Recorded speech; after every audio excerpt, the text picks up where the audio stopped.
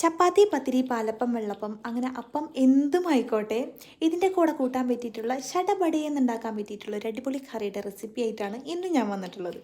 ആദ്യം തന്നെ നമ്മുടെ ഉരുളക്കിഴങ്ങ് എടുക്കുക, തോലൊക്കെ കളഞ്ഞ് കുട്ടപ്പനാക്കി ചളം പുച്ചോളം അങ്ങോട്ട് വെട്ടി വെക്കുക. പിന്നെ സവാള അരിഞ്ഞതെടുക്കുക, പച്ചമുളക്, പിന്നെ കുറച്ച് വെളുത്തുള്ളി അരിഞ്ഞതും കൂടി നമ്മുടെ കുക്കറിക്ക് അങ്ങോട്ട് ഇട്ട് കൊടുക്കുക. അതിലേക്ക് ഉപ്പ്, മഞ്ഞൾപ്പൊടി, പിന്നെ കുറച്ച് മീറ്റ് മസാല ഇല്ലാന്നുണ്ടെങ്കിൽ കുറച്ച് മല്ലിപ്പൊടി ഇട്ട് കൊടുത്താലും മതി. പിന്നെ വെള്ളം ഒഴിക്കുക, കുക്കർ മൂടുക, ഒരു 4, 5, 6 വിസിൽ, അത്ര വേണ്ട, 1, 2, 3 വിസിലടിക്കുക. സംഭവം വെന്ത് കഴിയുമ്പോൾ പിന്നെ വെളിച്ചെണ്ണ ഒഴിക്കുക. കടുക് വേണമെന്നുണ്ടെങ്കിൽ പൊട്ടിച്ചാൽ മതി, കടുകിൻ്റെ ടേസ്റ്റ് ചിലർക്ക് ഇഷ്ടപ്പെടില്ല. പിന്നെ അതിലേക്ക് മഞ്ഞൾപ്പൊടി, മല്ലിപ്പൊടി, ഗരം മസാല ഇതൊക്കെ പാടിട്ടിട്ട് ഒന്ന് പച്ചമണം മാറുന്നത് വരെ ഇളക്കി കൊടുക്കുക. ഇളക്കി കൊടുക്കുമ്പോൾ കരിയാതെ ശ്രദ്ധിക്കണം.